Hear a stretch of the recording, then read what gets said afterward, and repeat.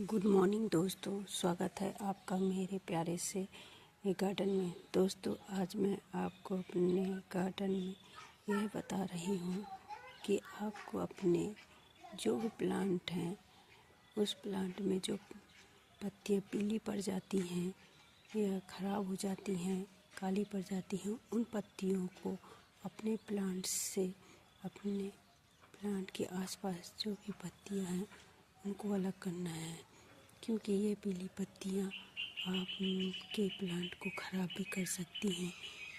ये पत्तियाँ इसलिए पीली हो जाती हैं क्योंकि इसमें कुछ कीड़े भी लग जाते हैं, तो इनकी सफाई प्रॉपर तरीके से करते रहना चाहिए। प्लांट की सफाई प्रॉपर तरीके से आप करते रहेंगे तो आपके प्लांट हेल्दी एवं ग्रोथ भी अच्छी होगी।